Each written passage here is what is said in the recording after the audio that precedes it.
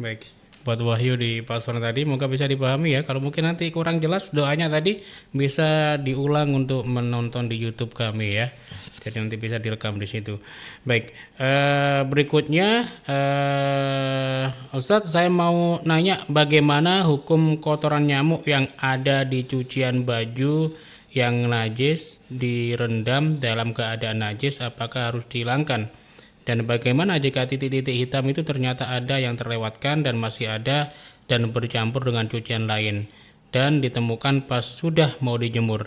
Apakah semuanya cucian itu najis? Mohon penjelasannya Ustaz. Ya, itu kotoran nyamuk seperti apa ya? Mungkin bisa diperjelas itu. Kan campur kecil Ustaz.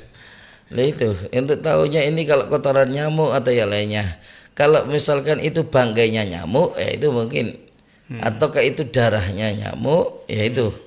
Ya, permasalahan karena kalau darah itu, kalau ke air itu justru semakin tidak dimaafkan, tidak lagi dimaafu. Itu kan darah.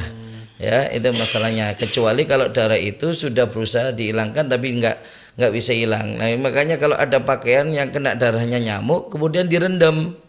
Nah, malah justru rendamannya itu semuanya jadi najis karena nggak dimaafkan. Itu karena nggak dimaafkan, itu masalahnya. Ya, kalau kemudian ada dari bangkainya nyamuk yang masuk di situ, kalau cuma bangkai nggak ada masalah karena bangkai masih dimaafkan ada di dalam air.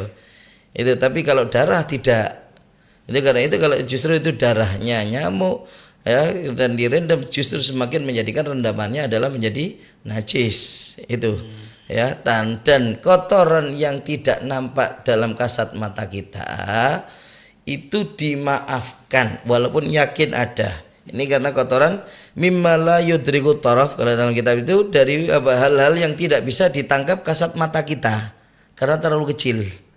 Itu dimaafkan. Sekalipun bahkan ulama bahkan memutlakan walaupun minal mughalladhah, walaupun dari najis berat.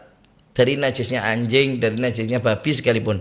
Kalau itu adalah dari yang enggak bisa terlihat oleh kasat mata karena terlalu kecil, maka dimaafkan.